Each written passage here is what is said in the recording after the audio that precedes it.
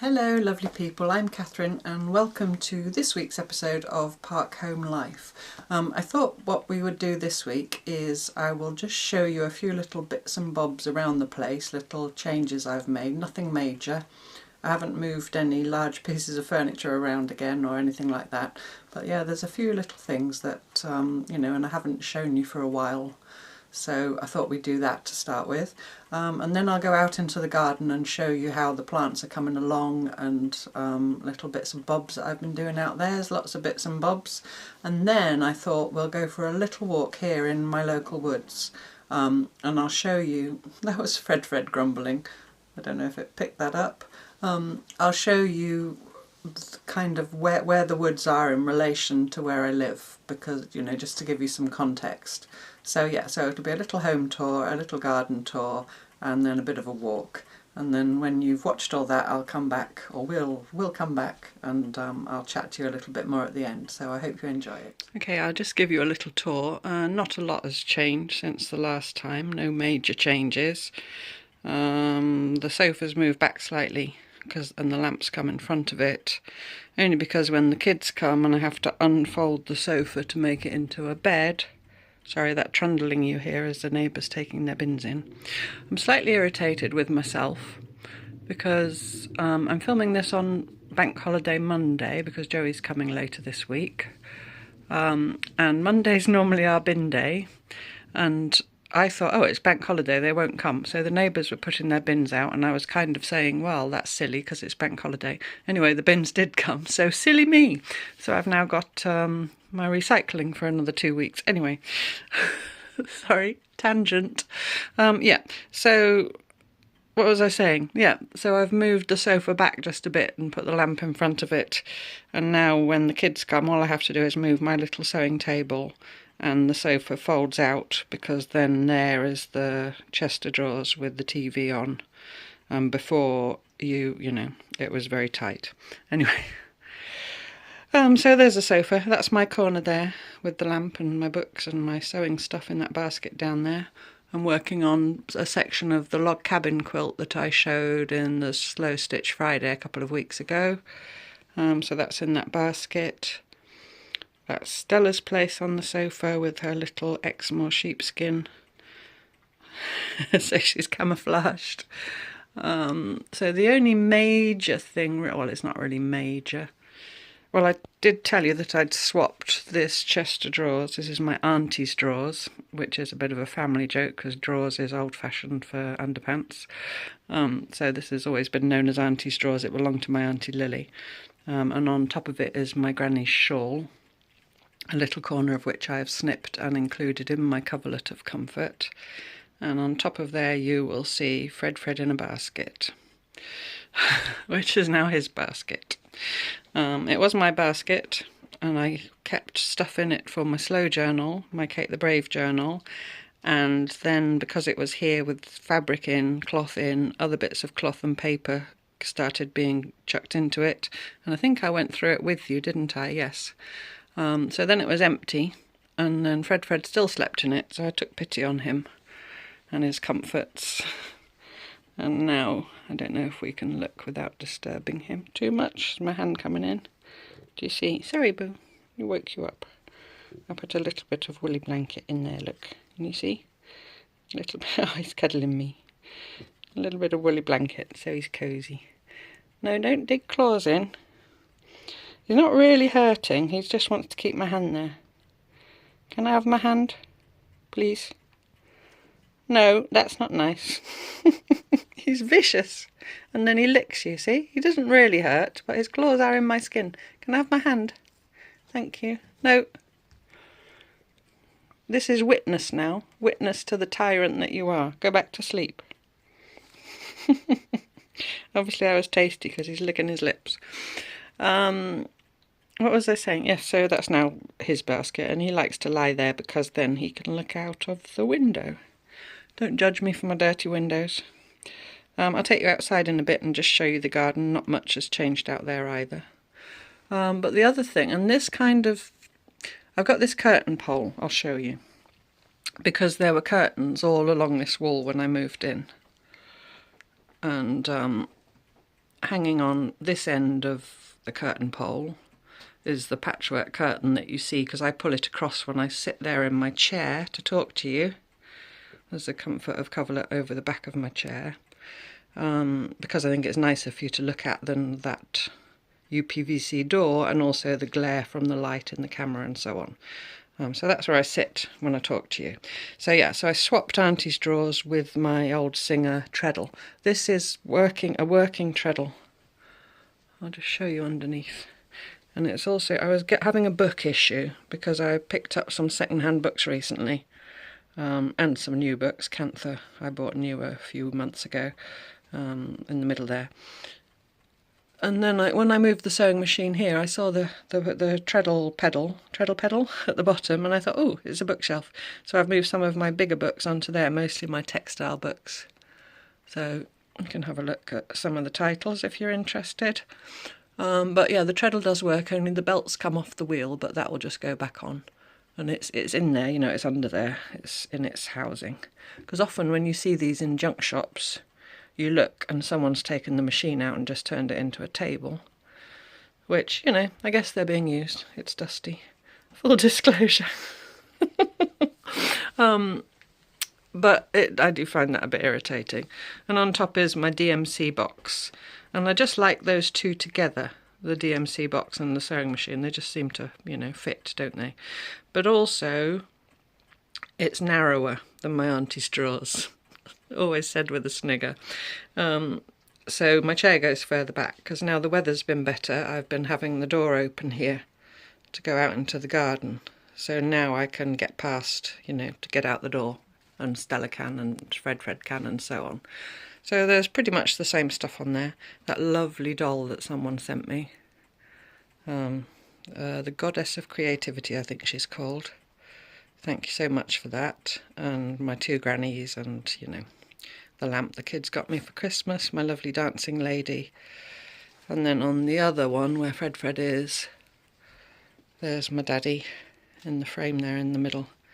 And a picture of Joey and Lily that's got glare on it at the moment, when they were little. And a basket with some meditation scrolls, and my felt pad from Machtelt normally lives under Fred's basket, but he was asleep in it when I wanted to put it away, so that's why it's leaned up there. He's going to lie back down again. he's had a wash, he's worn out. And then this funny little thing that someone bought me years ago, make yourself at home, clean my kitchen. It's a coaster, you know. So yeah, so I had a book issue. My bookshelves were overflowing. I'll show you my bookshelves. They're not overflowing anymore. It's because I've got my books that I read, obviously, and also I've got my vintage books that I turn into journals. And so I needed more bookshelf space, and I managed to get rid of some of the big ones onto the Singer, like I just showed you. But then ages ago, someone mentioned this curtain pole. See, I get back there in the end. This curtain pole, and that they had a redundant curtain pole, because now I've put my Kawandi blind up there, and not a curtain. And they hang things from it. So I did start kind of hanging things from it. That's the wrap for my Monday journal. And up there is a little drawstring bag hanging. And on the other one is my sari silks in a big tangle. But then I thought, well, I wonder if books would work. Now, I took this curtain pole down to decorate. So I know that the brackets are in the wall on metal plates. And they're great big long bolts, like, here's my hand again. Right, you know, great big long bolts sunk into the wall. And I reckon I could swing on it. I won't try, but I reckon I could swing on it and it wouldn't budge. Even so, I have been careful. I've just put the books at either end, so they're near the, you know, where it goes into the wall. And then I've put 3 rice bags in the middle. And I think it looks really cool. And it's freed up, nearly a whole shelf on my little bookcase. And yeah, so I'm really happy with that. And mostly up there I've put my vintage books, A, because they look nice, and B, because, you know, I don't need access to them until I need them. You know what I mean. I don't get them down to read every day. I can reach. I can reach up there if I stand on my tippy toes. Do you see? I can reach. My rice bags I can just take down. That's got some stitch meditation scrolls in. That's got my English paper piecing hexagons in, and this has got my knitting in. So I can just grab them and get them down if I want to work on them. So yeah, so I was quite pleased with that as a use for that redundant curtain pole. So I wanted to show you that. Now I'm going to take you into the kitchen. I'll just show you my, this is funny rather than anything else. I had two different camera contraptions. Because when I very first started doing this, I bought one when I lived in France. And I'll just get the bin out of the way so you can see properly. And it was the lower one of the two. And it worked okay to a degree, but you know, it wasn't ideal and it didn't really go high enough. So then I got this second one, which you adjust with one of these Allen key jobbies. I hope this is interesting. You see them behind the scenes. And that works much better, and you can get it really tight, and because when you put the ring light, this is called a ring light if you don't know, and then my phone clamps into that. Sorry, it's gone blurry. Hocus focus pocus. It'll focus. Anyway, the weight of my phone, which I used to record with, made it bend on the old one, so the new one's much better. And so that worked fine, and then the old one, it's not old, but the first one I bought was a spare, or I used it when I filmed at the kitchen table, or in France when I was filming in the kitchen, eco-printing, or outside or whatever, I used it there. But then when I started the Coverlet of Comfort and the Monday Journal, which are both much bigger projects, I couldn't get high enough to get everything in. So I was looking at yet another stand, and I've also got a tripod that I use to film myself in my chair. And I tried using the tripod, but it's very tight in here. You know, I'll show you how much room there is. So there's room for my chair to pull out. But the tripod, because I'm right-handed, would need to go kind of to the left of me, and it just didn't work, and I couldn't get the angles. So anyway, I thought, well, why not put these two stands together? So that's what I've done. So that's why I call it my Frankenstand. So the first stand I got clamped better to the desk than the other one, so I clamped that to the desk. And then the second one, and this is the thing where you put the camera for the first stand that's now redundant. And so the second one I've attached to it basically with masking tape and the laws of physics, because it's balanced on it and it's angled in such a way that, you know. So now I can get it goes higher than that, obviously. I could get it right up if I wanted to, and I can also pull it right down. So that's my Frankenstand that you may have heard me refer to. So I'm going to go slowly round. You get a little glimpse out the window. Fredfred's still in his basket. And I'm going to go through into the kitchen. I don't think there's any, I'm pretty sure there's nothing new in here. And nothing that I've done, the furniture, apart from that little move. I'm just going to show you something only to make you feel better if you're like this. I cleaned before Lily came, and I cleaned when Lily went home. And I shall clean again before Joey comes. But because I've had the door open quite a lot, and because of Stella and so on, look, I need to sweep the floor. I'm just showing you. I don't know if I had that on the floor before. That's actually a log cabin quilt that I made quite a long time ago on the machine, and it's folded patchwork, so it's double thickness plus the backing. And I use it as a rug because nobody walks in here with shoes. Well, guests walk in here with shoes and I don't tell them to take them off. But it will go in the washing machine. And that's Stella's poor little Christmas present, Rudolph the armless reindeer. And he's nearly earless and he's antlerless. She's so mean to her toys. But yeah, I thought rather than have it, you know, rolled up under the bed, I'll just use it as a little mat. So I've got that down. What else? Oh yeah, the main thing in here, you'll see it's a bit gloomy, and that's because, and there's that fly, that's because I've got this down. Now today I would probably have rolled it up. So I've made an old quilt of mine that was a kaleidoscope quilt that I made, oh gosh, probably 20 years ago, when I was into kaleidoscopes, 15 years maybe.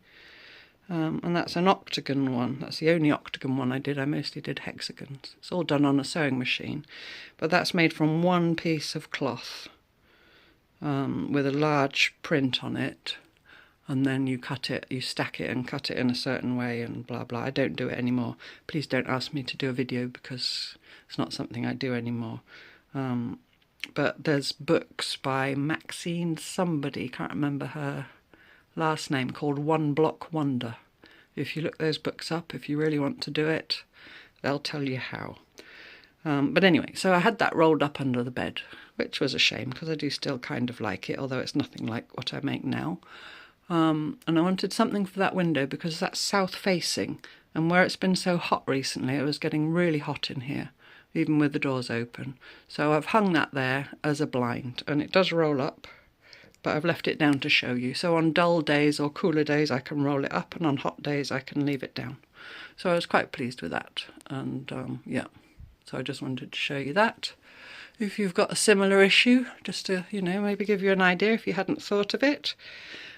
And I've also got a quilt, as you know, as a tablecloth. So, you know, in this room there are 3 quilts. It's the kitchen. None of them are quilts on a bed. They're all performing another function.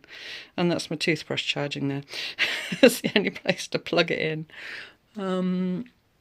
What else? Oh yeah, so now I want to take you through into the bathroom. That's Monkey Head. That's a very old toy of Stella's. Somewhere is Monkey Leg. That was all that was left of him. And Lily named him Monkey Head and Monkey Leg. I don't know where Monkey Leg is, probably in her toy box. And look, she's left that lion there again. Sorry. Yeah, the bathroom. And just in case you're wondering, you might be, I don't know. I just keep her little bandana and her collar hanging on the corner of this radiator for when we go out on walks. And my little forager's bag that I will show you when we go for a walk in a bit hangs up there, just so you can see that in a bit more detail. Yeah, she's come to see what she heard the W word. No, not yet. So this lady on the door, my friend Rosie gave me, and it was handy at Christmas when the 2 kids and Lily's boyfriend were here, because at that point I realised there was no lock on the bathroom door. I hadn't realised before. It's only me. I don't lock the door, obviously. So we had that was hanging on there anyway. I just hung her there so I could see her when I come in. So we had a system where when you were in the bathroom, you turn the lady round, and that meant occupied. So that was quite handy.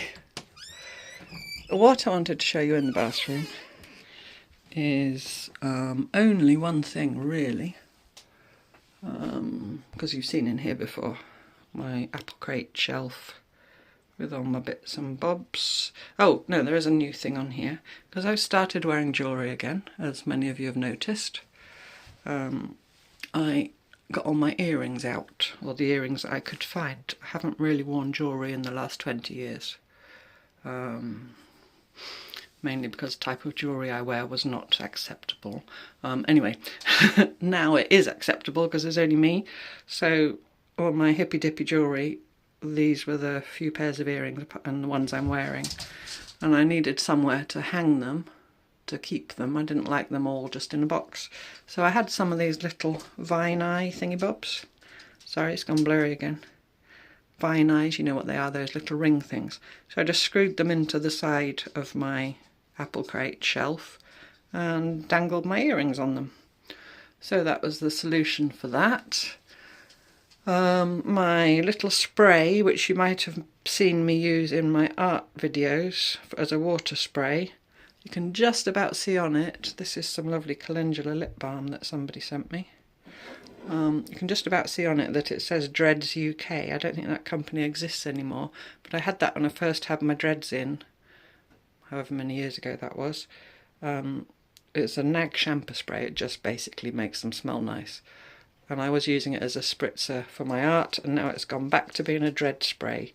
And I don't buy the nag shampoo spray anymore because Martha told me it's basically water with a few drops of nag shampoo in. Nag shampoo is a blended oil, it's a hippie smell, and a load of other rubbish. She didn't use the word rubbish, she said a word beginning with C and ending with rap that doesn't do your hair any good, and it's very expensive. So now I just buy a little bottle of nag shampoo. It's not an essential oil, it's a blend of, it's a floral blend. Hang on, I'll try and see. I used to know, but I can't remember. It doesn't say on it, I can't remember.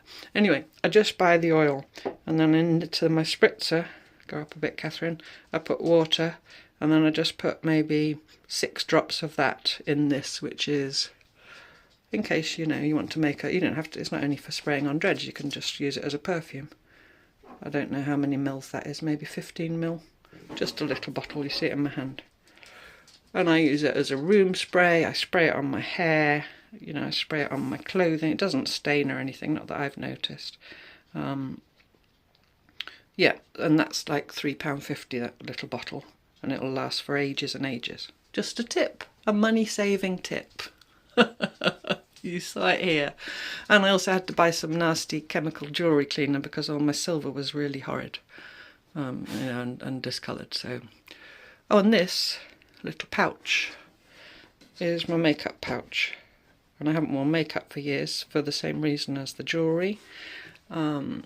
And now I'm wearing makeup even if I'm not going anywhere or seeing anyone. Sometimes, not always, if I feel like it. And literally I've got in here some eyeshadow, an eye pencil and some mascara. That's all I use. I don't do the full slap anymore.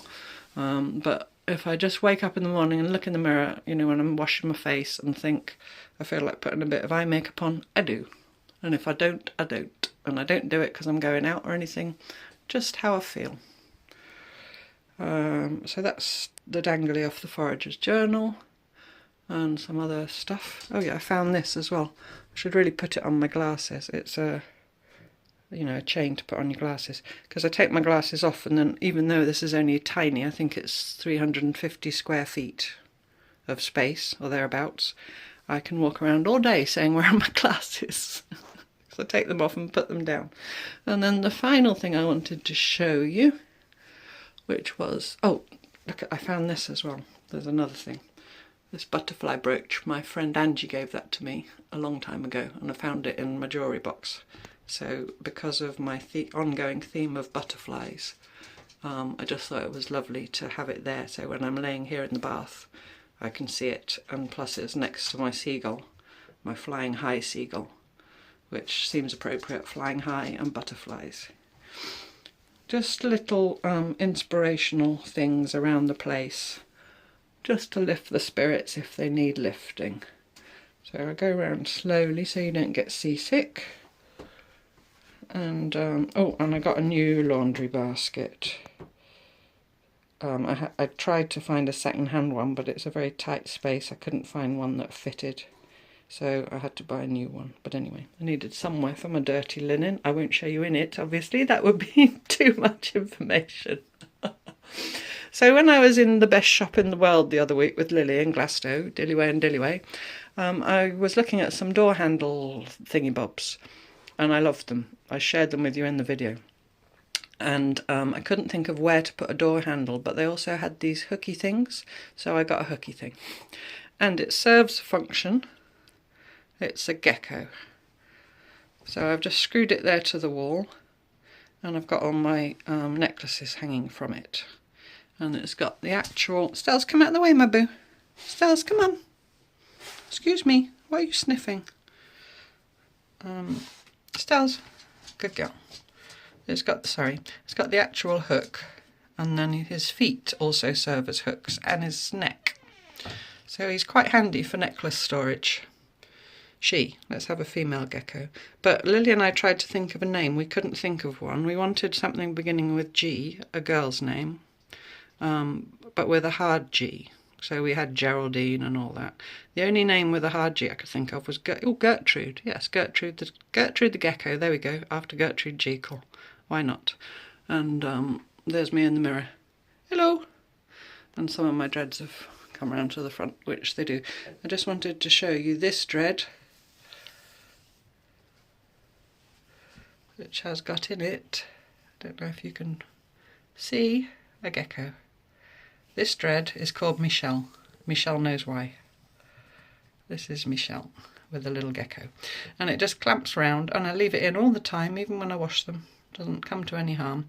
The only thing is, she's a bit naughty in the night, this little gecko. She might grab the adjacent thread and attach herself to that as well. But yeah, I do like her. While I'm looking in the mirror, I just have to have a quick smooth. So yeah, so that's... Oh, and the bedroom, I'll just show you quickly because I've got a bigger bed. I don't think I've ever shown you, in case you're interested. And in the craft room, studio room, storage, I don't know what to call it. Studio seems a bit much of a word for this little tiny little room. I've shown you before, you know, the cheese boxes and the place where I can stand with my big mat, and I stand there to iron, rarely. I've got a little folding ironing board down there, and there's a plugged socket down there, and I put the ironing board on there. Oh, and my friend Chrissy gave me her old printer because she upgraded her printer. So I've now got a printer. And yes, I made a blind for this window, and this was with speak, Catherine. This was with some lengths of kind of furnishing weight cloth that a friend of mine gave me, that I made these blinds. I made that curtain there, the blue stripy curtain, the linen, and then I made that blind. And the piece wasn't quite long enough, but had a bit left over from the bathroom blind. So I just put, you know, an extra bit along the bottom. So that keeps the sun out of here as well, and I can roll it up if I need to. So I need to turn. Hanging up there, I've got my works in progress that I've shown you, and I've got them on hangers, and they're just hanging over the batten that my mandala quilt hangs from. But it's just best to have them hanging so they don't get all creased. So the bedroom I was going to show you. Stella is in the way as usual. Oh, she says, I'm never in the way. Good girl. And she's left that lying there. I don't think I've shown you this. I got it out to show Lily. Apologies if I have shown you. I crocheted this when I first learnt to crochet, after I'd learnt, you know, the basics. I found this woman, she is on YouTube. I think her name's Regina or Regina. She goes by Morale Fibre. And this was a pattern. It's called, I believe, the Lotus Duster.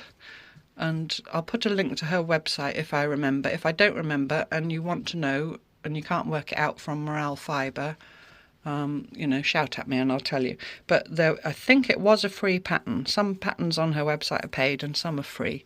And there's a video, step-by-step video, telling you how to make this. And it's all cotton.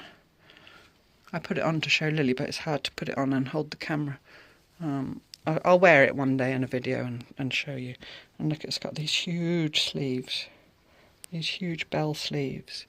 And then the lotus comes from the sort of mandala at the back. So you start in the middle, that little green bit in the middle, and you just keep going out and out and out. And it's got a collar, and then it's got these ties. And it's just fabulous, and I can wear it again now. It wouldn't have fitted my life in France, but here there'll be occasions to wear it, so I will wear it. So this room's a bit smaller than it was because the bed's bigger. And I've also got that blanket box in here because I pushed the sofa back for the children, you know, to have the bed out. There wasn't as much room behind there, and also I'm not having the heating on anymore, so blocking the radiator's fine. In winter, when winter comes back, I'll have to have a rethink. But this is now my bed, which is now 4 feet wide. So room for all 3 of us. What you doing now? Eh? Cheeky monkey. And over the head of the bed is the Crumbs of Comfort cloth, which is made from all my dad's shirts and hankies. So that's at my head while I sleep. And I think that's it, really. I don't think there's anything else new in here. Oh, and I got the blanket off because it's too warm, my crochet blanket, so it's folded up on there. But Fredfred likes to lie there in the afternoon because the sun then comes through this window.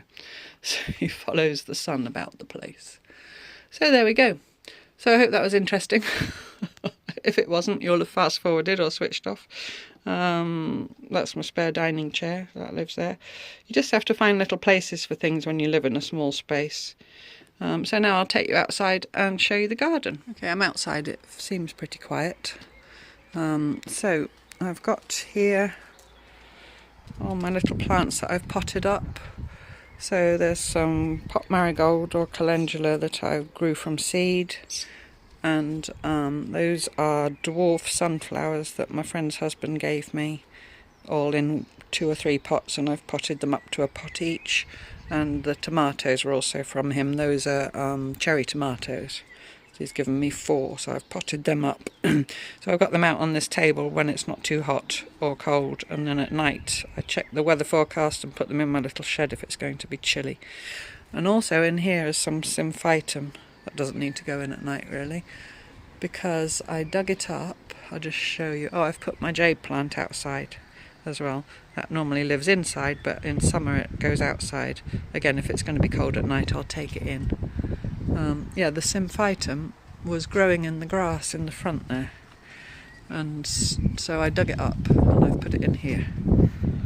You see it there? So I put those 3 clumps in there, and it's taken. It was a few days ago and it still stood up, so it's taken okay. And then the other bit was surplus. So the plants I showed you in here, they're all growing except for one. So the borage has grown. This hardy geranium's got buds on it already. The pansies obviously are flowering. The scabious is in full flower. And the aquilegia, got the beautiful flowers. But it's supposed to, aquilegia's tall, but sometimes they get stressed when they're in a pot and then you plant them out. So I think that's why it's flowered short, because it should be up here somewhere. We'll see next year. If it is a short one, I'll just move it to the front. And the dicentra is flowering. And it's getting tangled in the aquilegia. The dicentra, look at the little flowers. And they're cute. And the delphinium's got a bud on, it's a little bit windy.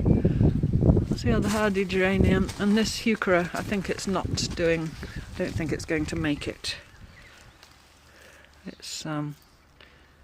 It's just dead, I think. But I'll leave it there until I need the space for something else. But you sometimes get a fail. The other bergamot's doing okay. And this is sedum that Helen sent me in the post in a plastic bag. And I've pinned them down with the peggy things that I had for pegging down the black membrane that's under the gravel. So they just came, you know, they had a few little roots on them. Can't even find the peg now. Oh, there's one above the surface. Do you see there?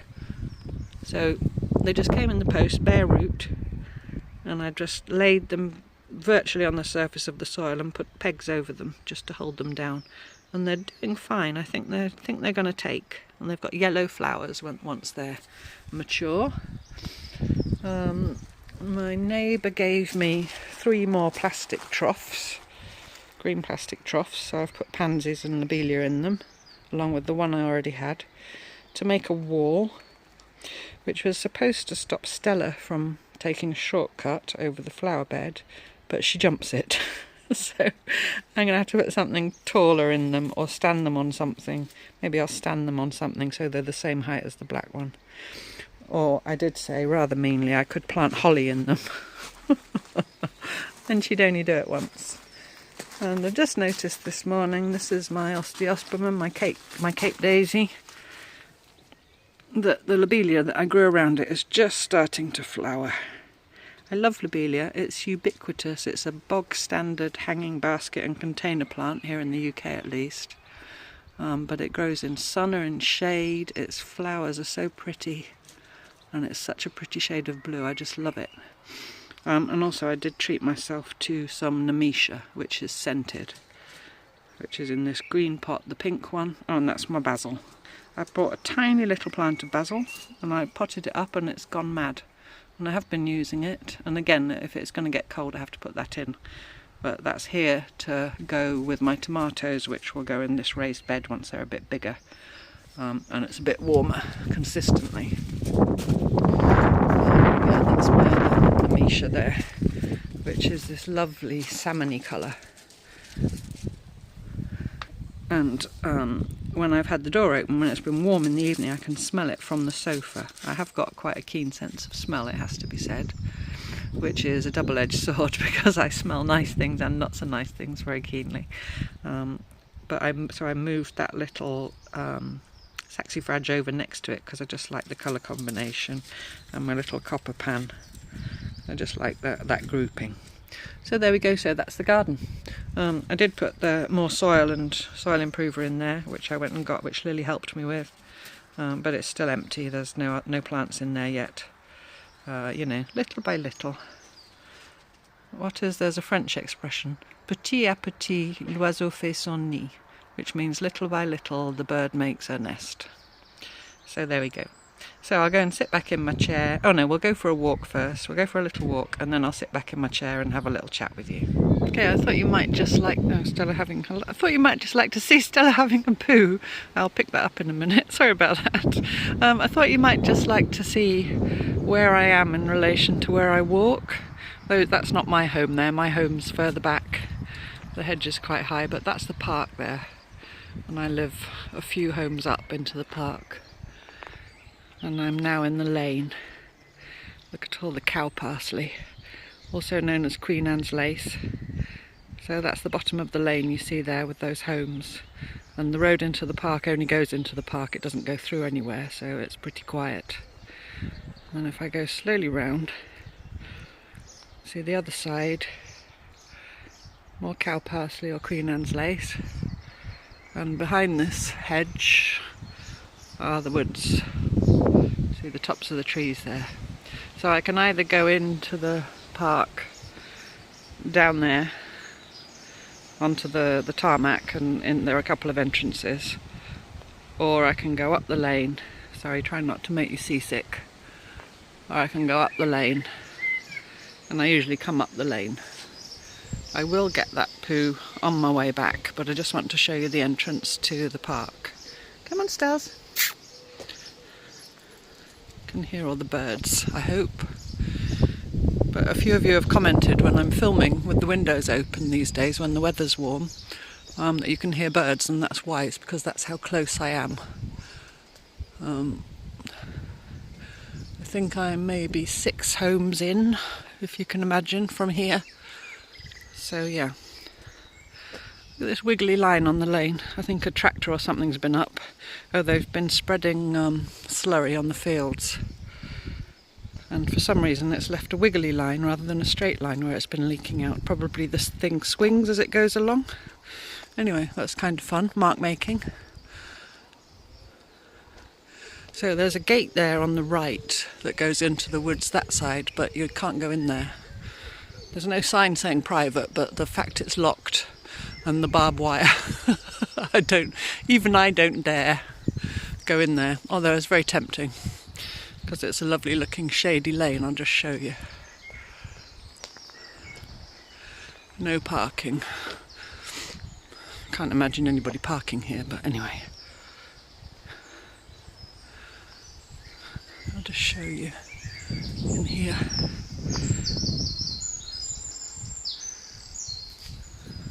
Just let you listen to the birds. So yeah, can't go in there, but we can look. Nobody can stop us looking. And so then if I go around slowly to the right, you can't see now because of all the leaves, but the park where my home is nestled down in there. And I'll just turn you around slowly. And then here's the entrance, which is the one we usually go in at, into the little woodland area and the green here. And then the other walk that we've done with you before a couple of times carries on up this lane, which is kind of half tarmacked, but that runs out very quickly. And the only things that go through here are tractors to the fields, or people walking, or the odd person on horseback. Now here you see the woods, and if you remember back to the last, I can't remember, was the last time I was here, I think was retrieving the bundle for the slow journal. And I know I brought you here in the bit of snow that we had, but now everything's leafing up beautifully, and there's just a whole mass of Queen Anne's lace under all the trees. And yeah, it's just lovely. Even the beech trees. The beech trees were pretty much the last to come into leaf. The field maples are out early, the hazels are out first, followed by the ash. The ash flowers came before the leaves. And the dogwoods are out now. This is dogwood here. Stells. Cornus, which eco prints, just in case you were wondering. Both these sort of wilder kinds and the more garden, you know, the ones that people coppice so that you get the red and gold stems in the winter depending on the variety. All the leaves of dogwood print nicely. And if I'll just take you along here a little bit. You see there's a lovely big old birch tree up there. You see her trunk, tall and straight, going all the way up, and her canopy is right up high there, right up above the beach. Lady birch. And if I just take you up here a little bit more, I think we're still alone, yes? Oh, Stella's doing another poo. I will pick that. I'll stop filming in a minute. I just want to show you something and then I'll pick that one up. I have to keep an eye because in the undergrowth it's hard to find. Sorry about this. I hope nobody's squeamish. Good girl. Right, I'll remember it's by that dandelion in the path there. But here I wanted to show you that big beech tree there. Is it even this one or is it one further? No, I think it's one further. No, it is further. It changes the perspective with all the undergrowth. I'll just walk on a little bit, and there's more people coming. Hopefully I can just show you quickly before they get here. Yeah, this beech tree here, there's another silver birch. This beech tree here, they're going the other way, that's okay, is where my bundle was at the base of. You see in here the cowpath is much thinner. Which I don't really know why. It must be something to do with the ground because, well, maybe it's because the shade's a bit deeper under this beech. But then you see other areas where it's growing.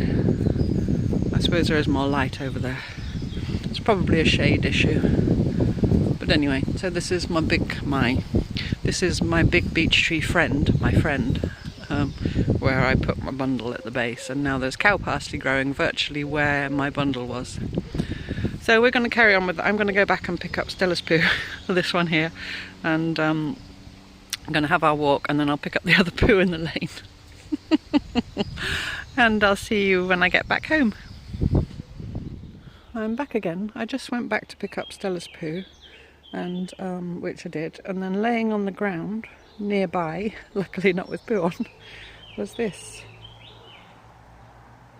Focus, pocus, hocus. Will it focus? There we go. It's a piece of ammonite. You see that? It's a piece of quite a large ammonite. That is treasure indeed. I should take that home with me. Sorry, it's gone out of focus again. Look at that. Amazing. Well, not really amazing because there is a lot of it around here. You know, we're pretty close to the Jurassic coast, but yeah. Thrilled with that. So Stella thinks it's for her. I'm not throwing it for you. If I pick up something from the ground, then I must be about to throw it for her. No barking now. It's mine, it's not yours. It's going in the bag. We're having a walk. I've got your ball in here, we'll give you that later. Putting it in my bag. Got my little bag over my shoulder with my biodegradable poo bags and my Stella's ball. It's also still got my hat and gloves in, but I think I can get rid of those now. I'm not sure I've ever shown you this. I made this years ago, and it's been mended many times.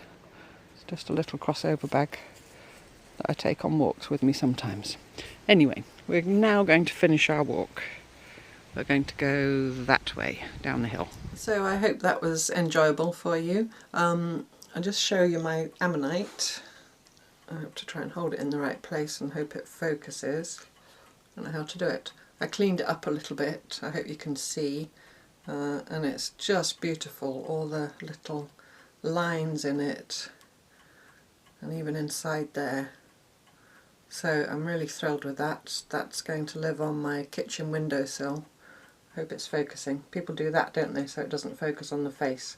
It's going to live on the kitchen windowsill alongside my pebbles. I take a pebble every time I go to the beach. So that's my little ammonite.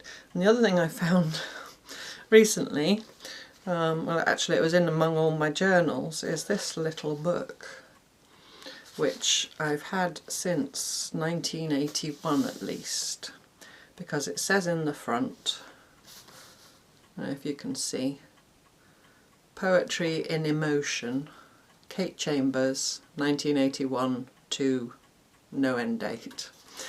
And I might read you one thing from it.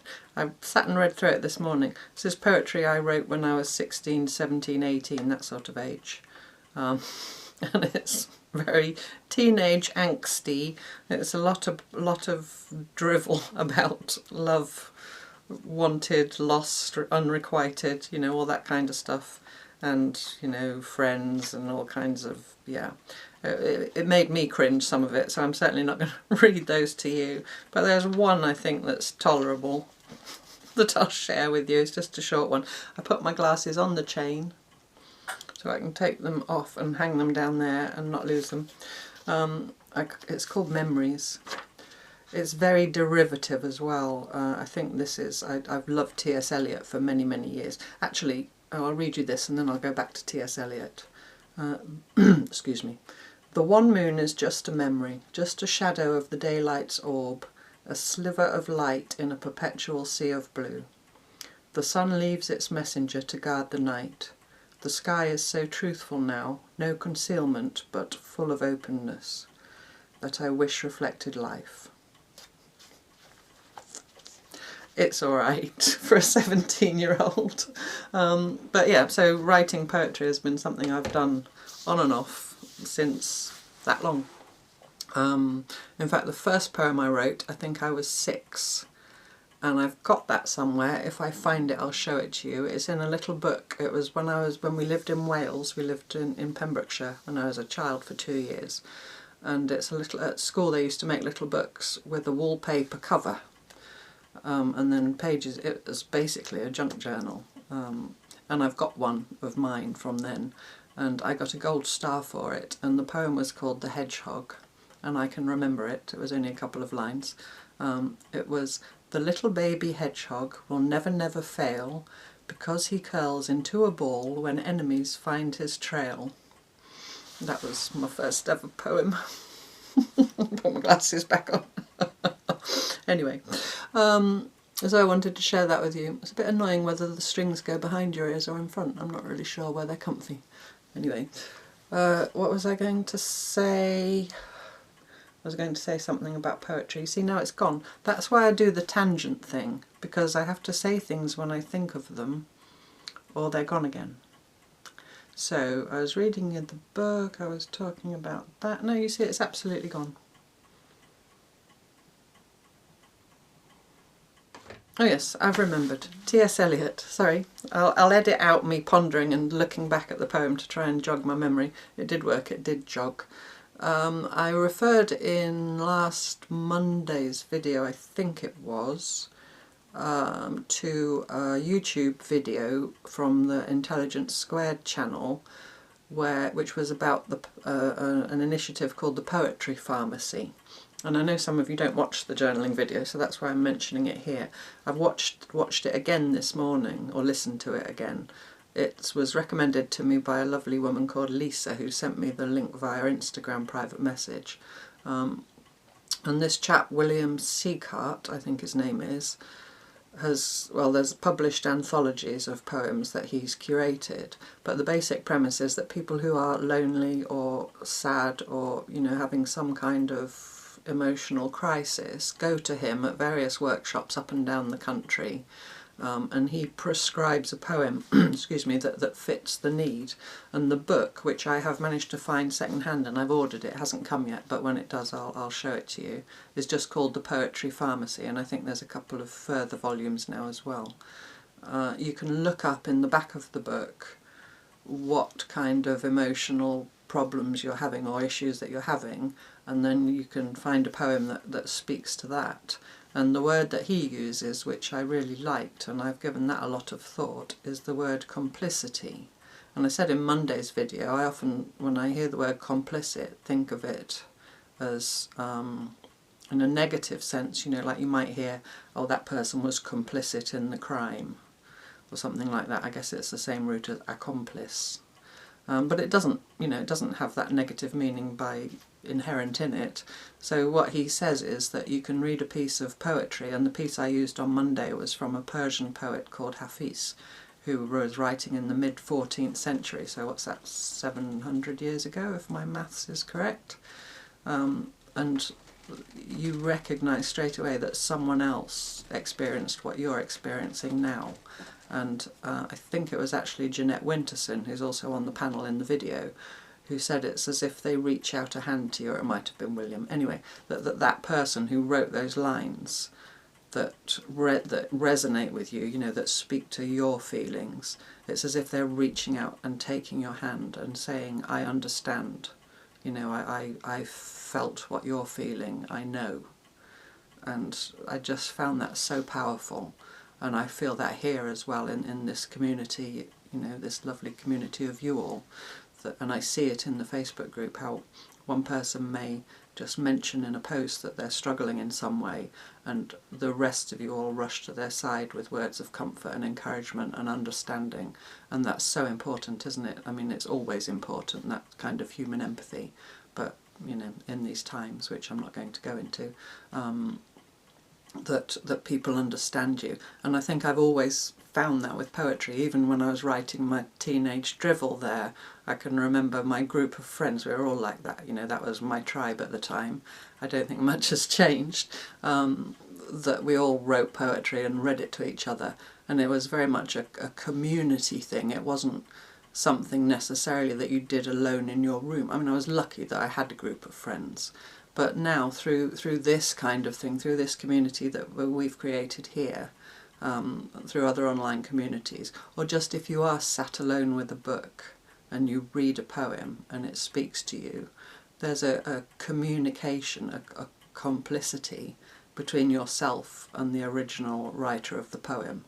And I would love to sit here and read some of my favourite poems to you, but I just can't. I mean, I can read Hafiz because he's out of copyright, but you know, a lot of my favourite poets are still in copyright, and I just don't dare risk it. I've done lots of research about copyright issues, and they could shut me down, worst case scenario, and well, even worse, I could get sued. I think I'm even maybe going a little close to the line when I quote from poems in my videos, because you can quote 2 or 3 lines usually and get away with it as long as it's non-commercial.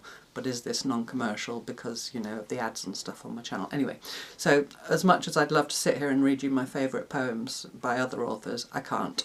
So I can read you my own because I own the copyright. So you get Teenage Drivel, or I am working on one now that's not finished yet, that struck me this morning when I was on my walk. I saw a magpie and I saluted. And that's a superstition. I don't know if that's universal, but if you see a single magpie, certainly in Britain, you salute and you say, "Good morning, Mr. Magpie, and how is your wife and children?" There are different variations, but that's the one I know, because a single magpie is deemed to be unlucky, so you acknowledge the rest of the magpies that you can't see. And you know the rhyme, one for sorrow, two for joy, and that goes on. I'm now worrying if that's in copyright or not.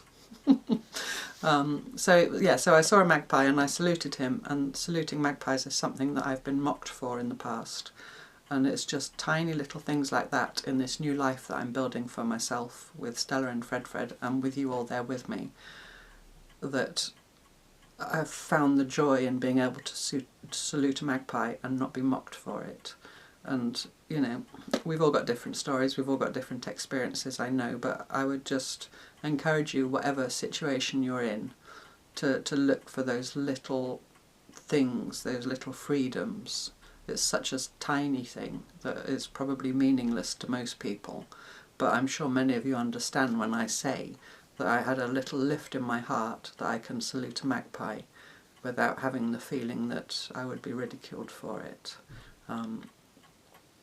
I hope that makes sense. So thank you so much for watching, as always. It's wonderful to have you here with me. Thank you so much for your support I just love you all. I just love you all. I can't say more than that. So I hope you enjoyed the video, and I look forward to you joining me next time for more park home life tales. Bye bye.